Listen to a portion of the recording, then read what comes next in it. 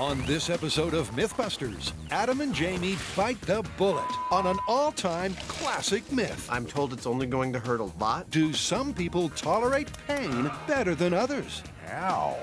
From natural redheads I am proud to be one of them. to men versus women, which group has the right stuff? Those are some tough mothers. And is swearing really a cure? Or just a curse? Oh, sweet relief. Meanwhile, Tori, Grant, and Carrie tackle the myth of ballistic barbecues Let's torch this thing! to see if a propane tank that's feeling the heat We have the best jobs ever! Yeah! is really a rocket just biding its time.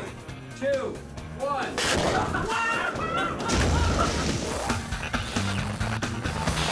Who are the MythBusters? Adam Savage Am I missing an eyebrow? and Jamie Heineman. Relax. This won't hurt a bit. Between them, more than 30 years of special effects experience. I ate a radio for science. Joining them, Tori Belleci, Grant Imahara, and Carrie Byron. It's terrifying! They don't just tell the myths, they put them to the test.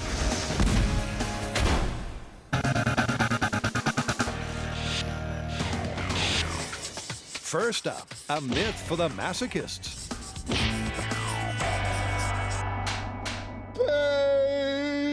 Okay, that's creepy. What are you doing? Don't you remember when Spock was talking to the lava monks? Okay, never mind. We are doing a whole set of stories specifically about pain. I've got one. You're a pain in the... Okay, no, that's not one of the ones we're doing. We have 3 stories. One is that women can stand more pain than men. 2 is that redheads can't stand very much pain at all. And the third, and I think you're gonna like this, is that supposedly cursing increases your ability to withstand pain. Well, I bleeping love that. I thought you would. Now, Adam has more than a passing acquaintance with pain. Ow, ow, ow. And here's just a few of his greatest hits. But Adam himself hasn't a clue if his tolerance for pain is any better than the next guy. We're gonna have to stitch your mouth shut, I think, for this. Meh, you wish. So how's this gonna work? Well, clearly we're gonna have to subject a lot of people to pain in order to test these stories. I can do that. While I am sure that you have some fascinating ideas, the fact is that professional scientists have been studying this subject for years, and I think it would behoove us to go to them and ask them what techniques they're using. Because remember, we've got to do this without damaging anybody. Oh. Okay. The best man to consult on the subject works at Stanford University. Your aches and spasms are his bread and butter. Dr. Chu, how is it you know so much about pain? Well, I'm an anesthesiologist, but I'm also a pain researcher. And I have a lab here at Stanford where I work on discovering new therapies and treatments for pain. In order to do that work, I need to be able to reliably induce pain in my patients. With Dr. Chu's help, we'll road test 4 kinds of clinical torture to find out the best one for testing the myths. They probably won't cause any real damage. First up is heat. This little black box here is actually a precisely controllable heater, which soon we will strap to Jamie's arm and increase the heat until he can't stand it anymore. What could be better than that? Hi, Jamie. Hello. Jamie's told that his arm will get steadily hotter over the next 60 seconds, or until he can't stand it no more. So here's the button that you'll press. This goes in your right hand. So either red button will turn off the heat immediately. Okay. Abby also requests that he speaks out the instant he first feels real pain. And that would qualify as pain. Ow. But this is Jamie we're watching, a man so tough, he occasionally rusts. So that maxed out. Well, thank you. That was fun. So here's the question for our man of steel. Is this what we're shopping for? I have to say that was quite painful, and it did leave a mark. Whether we want to subject a bunch of people to that, I'm not so sure at this point. Next up, we'll change lab rats and methods. This one promises pain like you wouldn't believe. I am about to have capsaicin, which is the primary element in very spicy peppers, injected just under my skin. I'm told it's only going to hurt a lot. Now, we've already had an excruciating brush with capsaicin when Tori, Grant, and Carrie bravely set out to find a cure for hot, chilly mouth. If capsaicin does that to your tongue, just imagine the pain from a hypodermic injection. Hi, Adam. Okay, now what I want you to do is not move when I do Okay. this, okay? I That'll will be not your move. instinct, but do not move. Okay, here we go. Okay. Ow. Oh, wow. On a scale of 0 to 10? God. Okay, maybe a 6. It really feels like I'm being burnt. See, I'm not used to feeling a pain that's not actually causing me damage. So I really want to, like, move and run water on it or something. Yeah, you wanna see something too to make it worth it, right? Oh, whoa. On a MythBusters pain scale, this is not quite as bad as getting my tongue pierced. There you go. Give me a breath in and out. Especially the fact that it goes away after 10 minutes. But I don't think I'd want to do this to a bunch of test subjects in our shop. I say this is a no-go. Okay. I'm gonna go now. So while Adam recovers, it's Jamie's turn back in the hot seat. Next up is electric pain. Soon, a pair of electrodes will be strapped to Jamie's arm, touching his skin, and a current will be run through them. This will irritate his nerves and cause a local pain response. And then, that's not all. Then, this device, called a von Freiherr, will be poked around the painful area to map the area of sensitivity. If Jamie has any facial expressions at all, this is likely to be thrilling. Dr. Chu marks the shape of a star on Jamie's left forearm. The plan is to prod him when this is all over to test his sensitivity. Now, that's pretty. Okay, Jamie, I'm going to hook you up to this electrical current, and I'm going to let it run for 30 minutes, and then I'll be back. That's a long time for Jamie to slowly suffer. Wow, this is kind of like being hooked up to an electric fence for a half hour. It's not excruciating, but it's not very nice. In due course, Dr. Chu returns to inflict some scientific stabbing. Well, I have a great idea now of your overall electrical pain threshold and your area of sensitivity, which is what this test was designed to measure. Okay, so that means we can turn it off now? So now to the fourth and final torment. We all know that extreme cold can kill. It can also hurt like hell.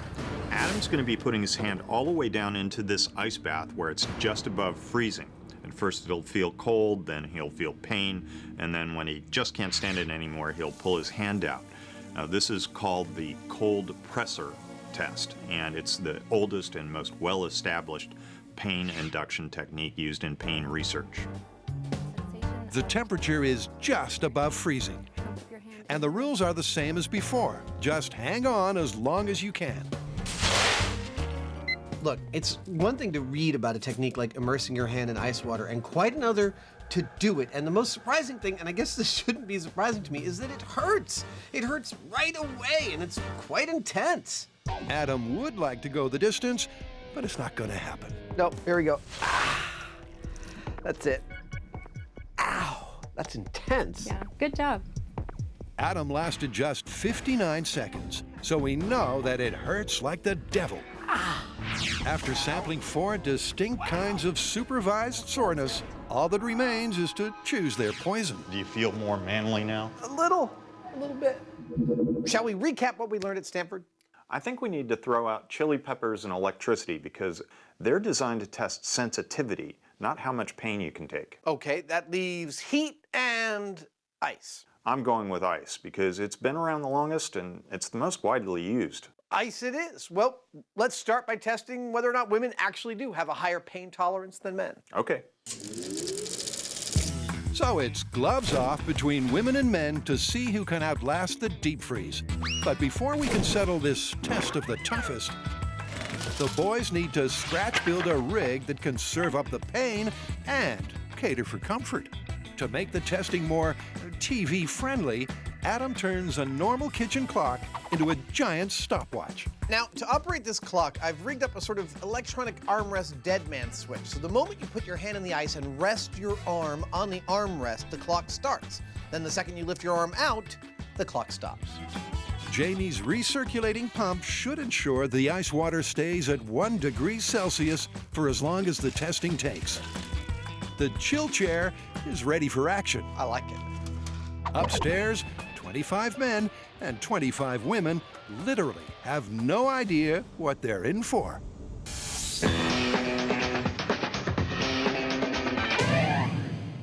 Next up is the accidental rocket that could ruin your next barbecue. So you're looking excited. What's up? It's our myth. It's a good one, which kind of reminds me of my childhood. Okay, hit me. All right, imagine a garage or a shed is on fire. Inside is a barbecue with a propane tank. It explodes and turns into a rocket, launching 150 feet into the air. Oh, I've heard of this one. It's very similar to the water heater rocket. The heat causes the pressure inside the tank to build, then there's a catastrophic rupture and sends the tank flying up into the sky. Wait. This reminds you of your childhood? Yeah, I'd rather not talk about it. My parents are still a little upset. Like they said, this isn't the first time we've adapted a pressure vessel, or deliberately set one on fire, or even tried to turn a gas tank into a missile. But if this myth is true, catastrophe could be brewing in your own backyard. The story goes that a propane tank once became a rocket. At its perfect trajectory, hit 150 feet. Look, I gotta say, I got my doubts about this. How so? Propane tanks, just like all of the pressurized vessels, have a pressure relief valve built in. When the pressure gets too high, they simply vent off the excess, thereby averting a catastrophic failure. Yeah, but what if the fire is so intense that the pressure is building faster inside the tank than the relief valve can dump out? I suppose it's possible. Button-Day at the bomb range. Now, for this myth, we need a burning garage with a propane tank inside of it. Now, since no one's gonna let us burn down a garage, we need to build our own, but we don't have time to build a full-size one, so we're gonna make a miniature one. But we're still gonna build it up to code. It's gonna have studs every 16 inches, it's gonna have 3 walls, a driveway, and a roof. Now that should be plenty of material to burn in order to get this garage hot enough to turn this propane tank into a rocket. So you're probably wondering, how can a propane tank turn into a rocket? Let me paint the picture. You heat up the tank, the pressure inside builds to a high amount. Enough that the tank ruptures somewhere, hopefully in a small pinhole that forms a nozzle. The gas comes shooting out, it catches fire, and all of that causes thrust that launches the tank up into the air like a rocket. They're hoping this neat little outhouse will eventually burn at a temperature of over 1,000 degrees Fahrenheit. It's almost too pretty to put to the torch, but beauty fades fast around here. It's Tori's Playhouse! And a magic word for the day is explosions. Here on the show, we like to say that every day's a good day for an explosion, but some days are definitely better than others. I thought the dangerous part was gonna be the exploding propane tanks. You all right? Oh no. It's hardly a firm foundation, but the guys know that today, the joys of shed ownership will be fleeting. As a rocket launch site, this will soon be a smoking pile of ashes. Shame, really. Carrie, I really love these colors. They're very hot for fall, you know. It's one of the hardest things on MythBusters, and one of the coolest things on MythBusters is you spend so much time on a beautiful build, and then you just obliterate it in seconds.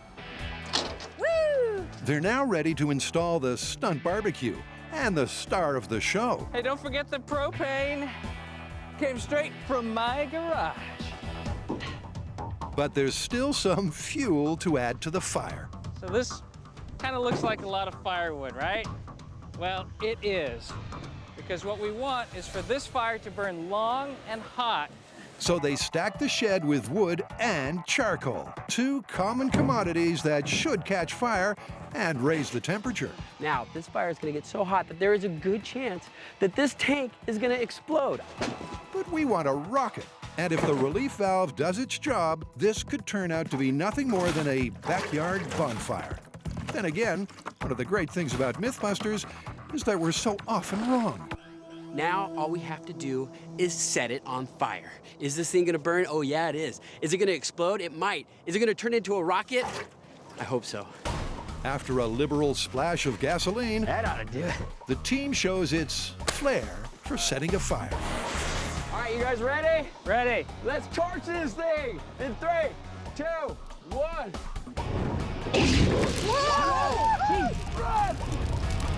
Each passing second feels like 10 as they hightail it back to the bunker. Oh, that thing is going up. Oh my God.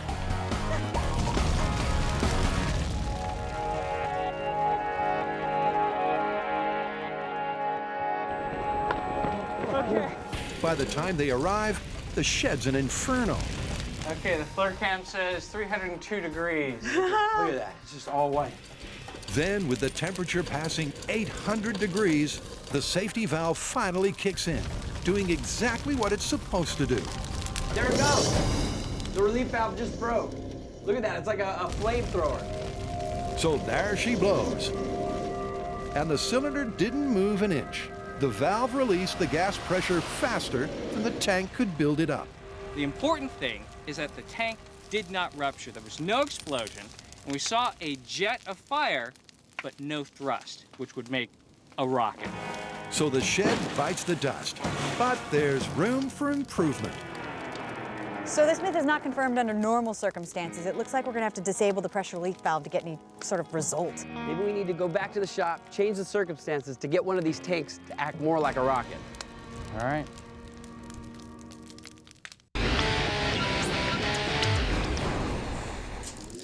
This myth is called no pain, no gain. Though I must admit, it's often hard to see an upside.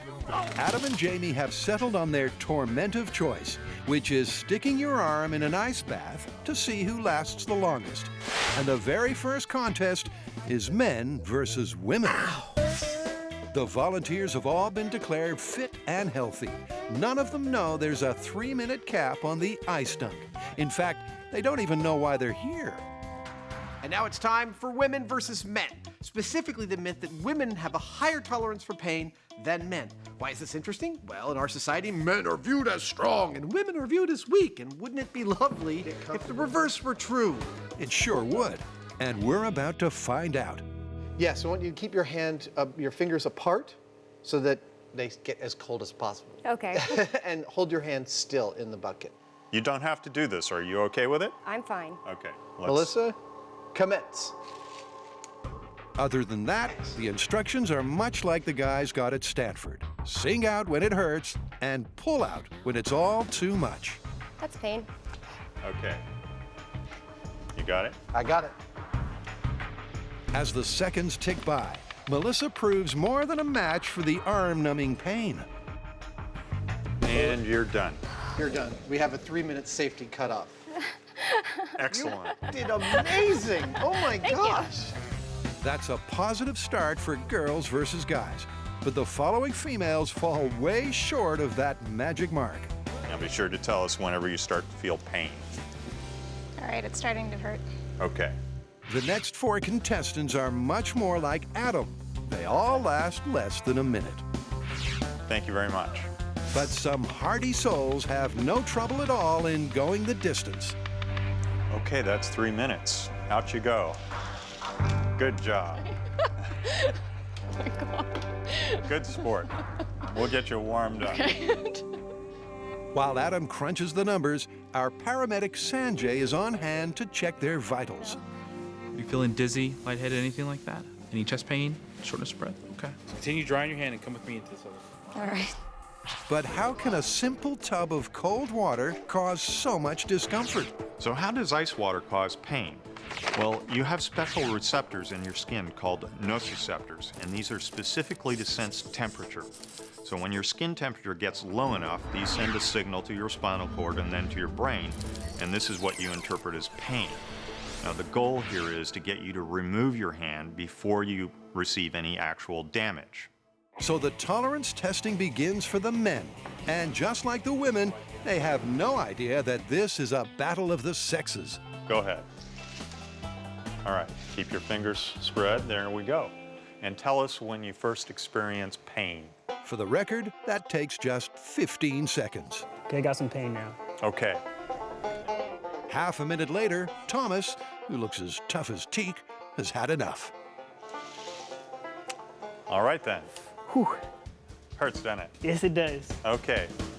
In the next 60 minutes, many more men take the 1-degree plunge into pain. Okay. Excellent. And some do beat the clock. And that's it. That's 3 minutes. Excellent. All right. Tell by the ice that's stuck to your forearm. While others just seem doomed from the start. Okay, now you need to tell us when you first experienced pain. Yeah, it's already started. That's pain, okay. Now just stay in there until you can't stand it anymore. And in almost less time than it takes to spell out the word frostbite. Okay. Excellent. Nicely done. Watch your step coming off here. Stephen succumbs to unbearable pain. Sanjay will take it from here. Okay, thank you. Coming in. Stephen, thank you. Thank you. There you go. Thanks to all those who've rolled up their sleeves for popular science. Adam's done the arithmetic, so we won't keep you waiting on men versus women. The final figures are the average number of seconds they lasted. Ta-da! We have crunched the numbers from all our test subjects. Would you like to know the result? Yes. Okay, here it comes. The result is myth confirmed. Women did, in fact, have a reasonably higher tolerance for pain than men in our study. I'll be darned. Ha! In your face, Matt. Oh. Good. So the women win out. But Jamie would like to dig deeper. And specifically, I'm wondering about women that have undergone natural childbirth without painkillers. I mean, they've experienced an awful lot of pain. So I think we need to go back and tease that out of our data. There you go. Perfect. It's a sentiment echoed by those who should know what it feels like. I think women probably have a higher pain threshold because they need to endure childbirth. And you're done. You made it 3 minutes. Hurts, doesn't it? Yes. 13 of the women we've already tested gave birth without pain-killing drugs. So it's time to review their results. Tell me when you're ready. Go ahead. I've given birth 3 times without pain medication, and each time on a pain scale of 1 to 10, the pain was a 10. It's no real surprise that Kelly's one of the few to get through to the finish. And you made it to 3 minutes. You can pull your hand out. Oh, it's 3 minutes? Yes. It's now up to Adam to pinpoint the timings of all the natural mothers and gently deliver the data. What'd you get? Well, it's quite fascinating. When we separated mothers and non-mothers out from our test subjects, we got some very interesting numbers. Non-mothers came in at 73.8, lower than the average that the men had. And you know what that means? I think you're going to tell me, aren't you? I am. And that means mothers came in at a whopping 124, way higher than the average that men had. Wow, those are some tough mothers. They are. So in our pain tolerance test, women beat men by a handy margin. And moms who bore babies without drugs reigned supreme. But there's more to this myth than just sex. And we'll soon see if redheads are truly the world's biggest wimps. Tori, Grant, and Carrie are testing the myth that a superheated propane tank could rupture and take off like a rocket, 150 feet in the air. So far, all they've done is burn down a shed. Now it's time to disable that pesky safety relief valve from an empty tank. So these propane tanks have a lot of safety features built in, and they don't want you to be able to go in and defeat them. So us professional yahoos have to grind our own tools because this is a non-standard bolt. So I'm gonna take this perfectly good wrench and make it into a custom removal tool. And that's as much as we're going to show or explain, because trying this yourself is a really bad idea. Suffice it to say that before long, Grant's removed the device and plugged the hole to simulate an old tank with a busted valve. Gotta say, with this safety valve disabled, I see big boom in our future.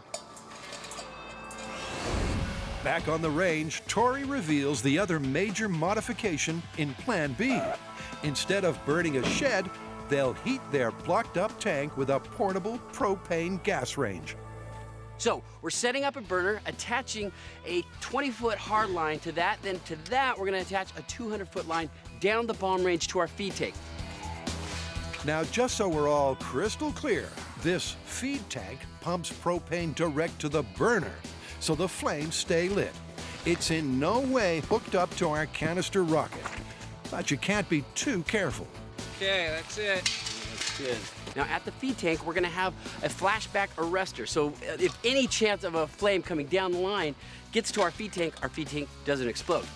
In short, they'd prefer it if this tank managed to stay in one piece, while the other one heads for the heavens. A pressure release valve, which we've dismantled from this particular tank, is there to prevent a key disaster. It's called a BLEVE. Now that's an acronym for Boiling Liquid Expanding Vapor Explosion. A vessel that has a pressurized liquid inside, when it ruptures, can have a catastrophic explosion. They should get their BLEVE, but Grant doubts he'll witness the launch of a missile. The problem is we don't know where it's gonna rupture. I think it's just gonna rupture probably on this seam and go wham! I still don't think it's gonna be a rocket. To find out if he's right, Tori lights up the stovetop, Here we go. while Grant pumps the gas.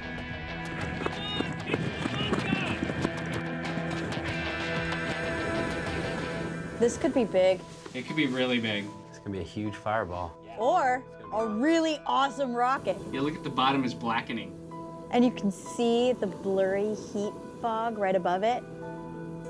10 minutes in, this modified tank looks like it's ready to burst. Is the tank, does it look like it's getting rounder? It does. Yeah, it does, right?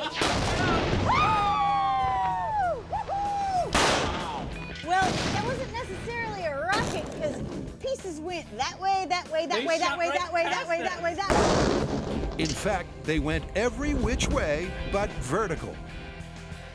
There's a piece right there. That was no way! Glad you're in the bunker, huh? Wow. Holy crap. The actual blast was so strong, it blew out the flame from the burner. Some of the shards flew 300 feet sideways, but stray bits of metal do not make a rocket. So this is what's left of our tank, and it's pretty much what I expected to happen. They rupture. However, they rupture in random spots. We definitely achieved a BLEVE. Our tank ruptured and lost all of its energy all at once, rather than any sort of nozzle-like activity. What we want is a tiny hole punched through the base to release all the force of the pressurized gas. And if a tank was part rusted in just the right spot, there's a good chance we'd get our rocket. Oh, I think we could definitely do that. Let's go try it. All right. So we're back in the shop. Now, before we start weakening these tanks as if they were rusty or old tanks, I need to find out exactly what I'm up against. So what I'm gonna do is cut one of these in half just to find out how thick the wall is, because we wanna cut halfway through the thickness of the wall, not all the way through and puncturing it. Ever so carefully. Tori splits the empty tank in two, then pulls out the calipers. Knowing that the base of this tank is 0.083 inches thick, this is where we want to weaken the tank so that this fails before the rest of the tank ruptures and hopefully creates a nozzle through which we get thrust.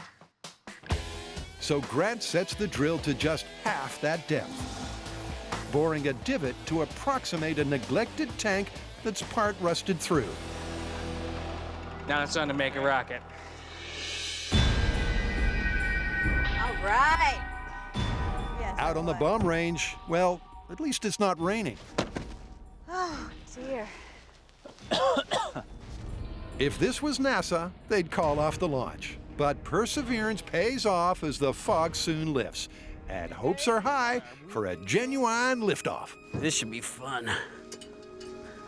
For this myth to be confirmed, we're actually going to have to propel that tank 150 feet in the air. That's a 5-gallon tank. That is going to take so much thrust. That's a lot of thrust. Once again, they'll heat the tank with a propane burner, and the pressure relief valve is blocked off. Is it good yet? This will be the ultimate test of a compromised container. Now we're ready to see if a 5-gallon barbecue gas tank can really take flight. Okay, ready to start. All right, turn it on. Good.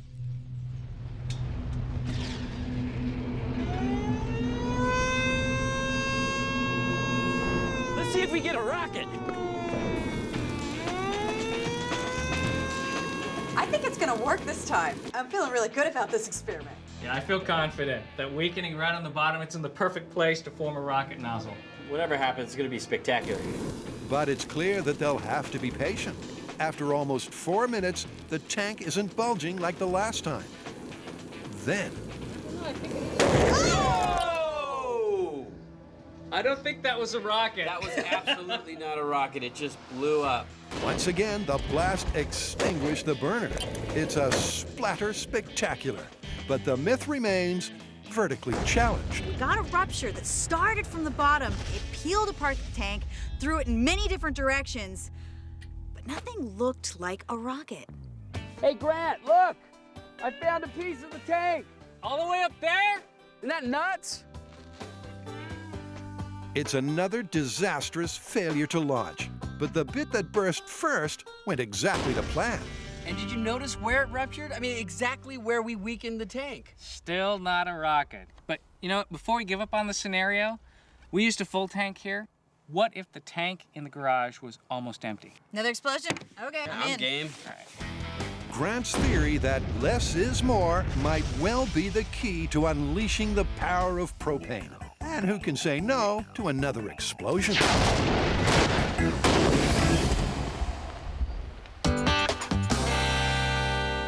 So far, Carrie, Grant, and Tori have totally failed to confirm the myth that a barbecue propane tank could fly like a rocket.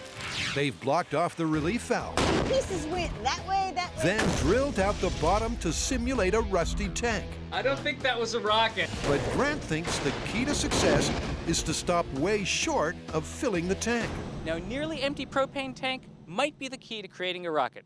Let me illustrate with this water bottle. Now, the water in here represents the liquid propane. It's incompressible. There's no room for the gas to expand and build up pressure. But if we remove most of that liquid, now we have all of this volume for the gas to expand and build up pressure. And that might be what turns this into a rocket. I'm having a hard time believing that this is going to happen after the last few tests. But since we are changing the circumstances just slightly, putting less propane in, we might have a different conclusion. This time, Carrie does the cooking and the running. No one knows just what's going to happen or when. It's starting to look like it's swelling a little bit. Well, it's turned almost completely black. That's when it exploded last time. Propane rocket. Here we go. And sooner than Tori expected, Wait.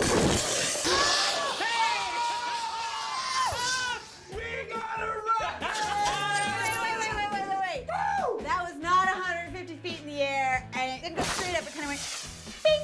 All right, but you have to admit, that is the best thing we've seen so far. in fact, it's the first tank they've seen that shot up like a missile and stayed intact. We're all incredibly excited right now. I mean, we actually created something that looked like a rocket.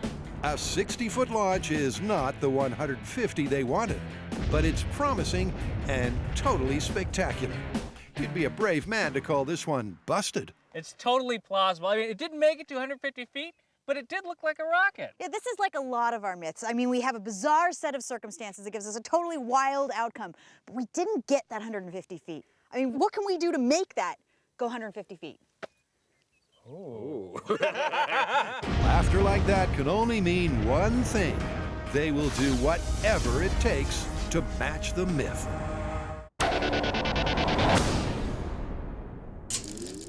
At some point, you've probably pondered this yourself.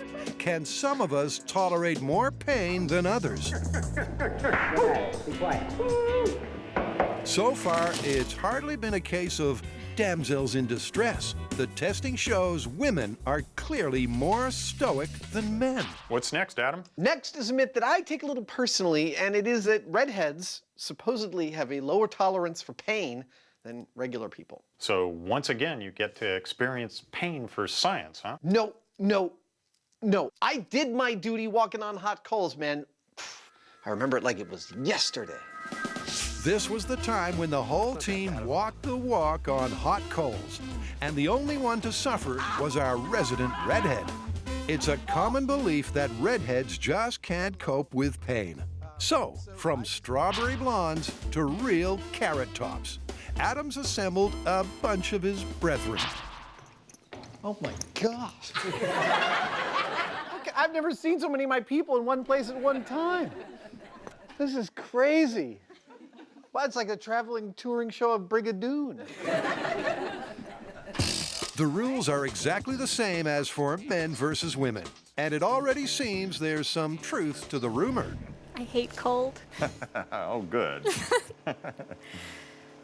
Okay. There we go. Perfect.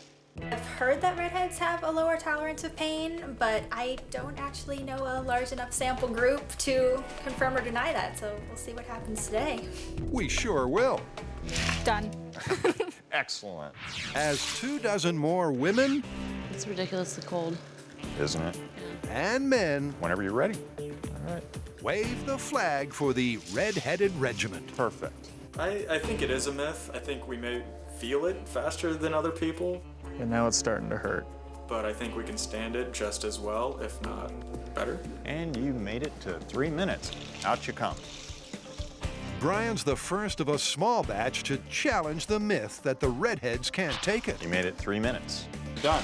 And pull your hand out. Excellent work. Woo. Have a seat. But there's still the odd person who doubts her endurance.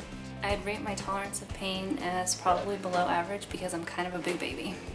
Jane finally hangs on for 90 seconds. As for the rest of the redheads, excellent work. They last long enough to make busting this part of the myth a real possibility. All right, Jamie, it's time for the one I know that you've been waiting for. Redheads versus non-redheads. We crunched the numbers. Do you want to know the result? Yes. Okay, here they come.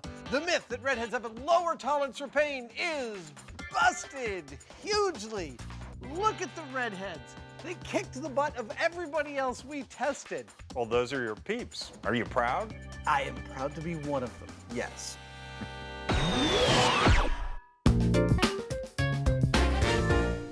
The last launch of the propane gas tank looked close to perfection. They just couldn't manage the mythical 150 feet. So here's the plan.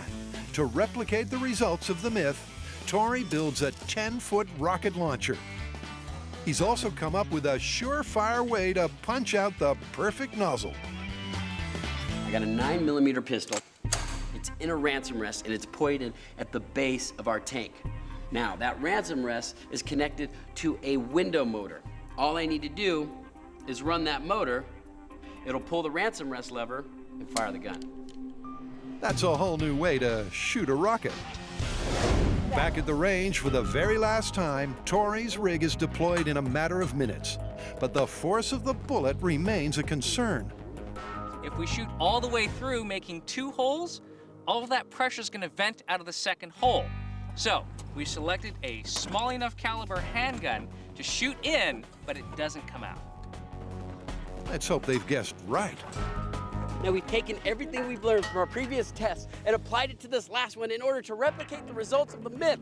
I mean, we got one tank to go to 60 feet, but we want our next one to go to 150 feet.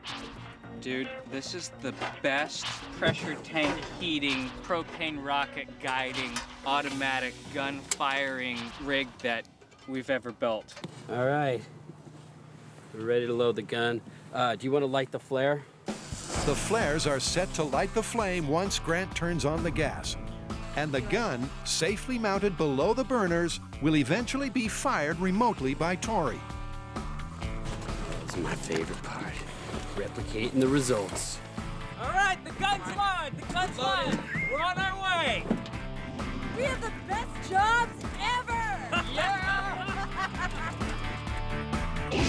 As the flames start licking the steel, they figure they've got around about an 8-minute wait. So we know approximately when we need to set this off, but for some reason, if you see it start to swell, fire, because we know it's going to go any second. Yeah, right. By now, they all know the drill, but still, the wait seems endless. God, whenever we have to wait for something to explode, it seems like time goes really, really slow. I know, right? And hopefully that bullet's only gonna go through the bottom and give us a nozzle. So the watch continues for those telltale signs of imminent tank failure. You know what? I think it's round, dude. All right. If they wait any longer, the tank might explode. So it's now or never. Firing the gun should breach the bottom and give them their rocket. In 3, 2, 1.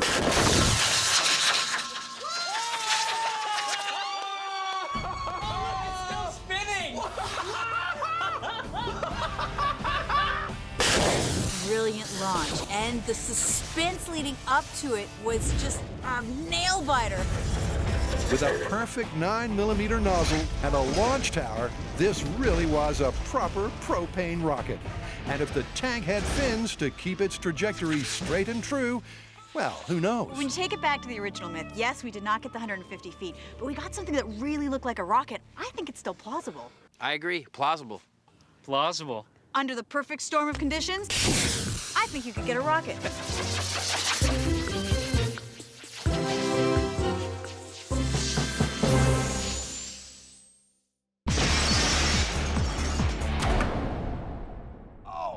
Adam and Jamie have already taken one for the team, then tortured some strangers to find out if some folk cope better with pain. All right. So what's next? Well, allow me to demonstrate. Ow! Question: did swearing make that hurt less? I don't know. Well, that's our next myth. Does swearing increase your tolerance to pain? Ah! It's a fair enough question, but testing it out poses obvious problems. We've cursed on the show before, plenty. But what you may not know is that not only do they bleep the sound of our curses, but often if our mouth is visible during a curse, they blur it so you can't read our lips and see what nasty things are coming out of us. And every time they have to blur it, it costs a lot of money. So I figure I'm gonna do the editors a favor for this myth and actually make a piece of headgear which blurs my mouth for them. Then all they have to do is a bleep, and bleeps are cheap. Almost no sooner said than done. If all goes to plan, Adam's patent mouthguard should shield the profanities. All right, here goes the first test. Initiating the curse-proof tool. How about this? Eating. No blurring for the editors. Given that this setup is all the same, how is this test any different than the others? For this test, our sample size will be 5, except instead of averaging our data across all 5 test subjects, in this test, each subject will be compared to themselves. In order to isolate the act of swearing from the act of speaking, our test subjects are going to be repeating a number of non-swear words over and over again while they're undergoing the test. Carrie, Tori, and Grant are sworn in to make up the 5. Now, this is a test in 2 parts. First, the control, where they pre-select ordinary words to scream out when it hurts. Okay, there are your words. 5 non-swear words. First, Grant, and then Carrie, hang on as long as they can. Donut. Fudge. Blueberry. Sugar? Schnitzel. Oh, goodness. Piston. But both fall way short of the 3-minute limit. I think that's it. That's... Okay, I'm getting tunnel vision. I really can't last that long. 1. Adam's the next one to chance his arm. Puppies, kittens, babies, ducklings. Oh, baby hippo. But again, he can't last more than a minute. Ah, puppies, puppies, kittens, kittens, baby hippos, babies, ducklings. Ah. The next man to try to maintain some control is Tori. In 3, 2, 1. Assist. Ship. Bun. Cocoa. Cutting. Assist. Ship. Gosh dang it, cold.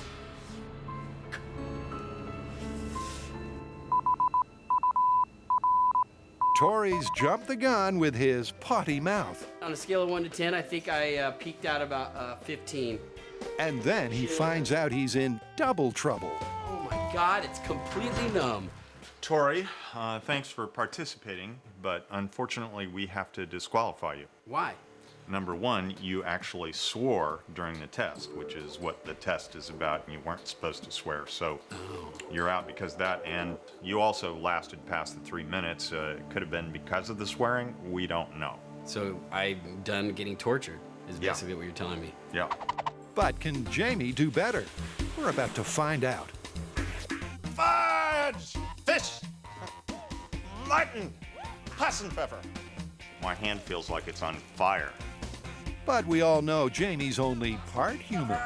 Sure enough, he muddies the icy waters by going the distance. If you outlast the first test, that automatically disqualifies you for the second one because there's no improvement to be made. And I did, and so I'm out. So we need 2 replacements for Jamie and Tori. Staffers Will and Yvette both take the test and qualify to fill out the core report. Now for the PG part of the program, as Adam fits Grant with the swear guard. That's fantastic. Yeah. Okay. Go do the test. All right. See you later. This will sully Grant's image. But remember, it's all in the name of science. They start to lose meaning after a while. Oh! Ow! Okay, ow! Ah! Crap. Will and Yvette continue the blue streak. Then sweet Carrie steps up, primed with words that would shock a longshoreman. Oh my God!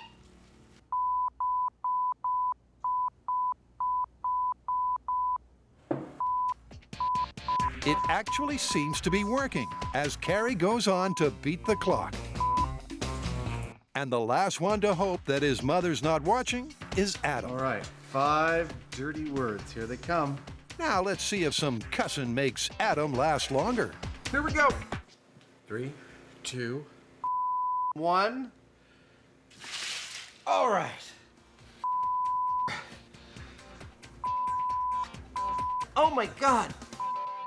Hard to say if the swearing is helping, as Adam pulls out at just under a minute. There we go.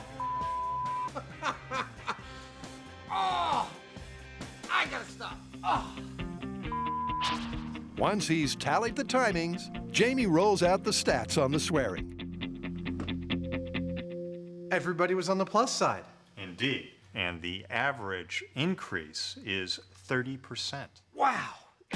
It is incredible. Shouting obscenities, compared to non-cuss words, Fish! actually increased on average their tolerance to pain by a whopping 30%.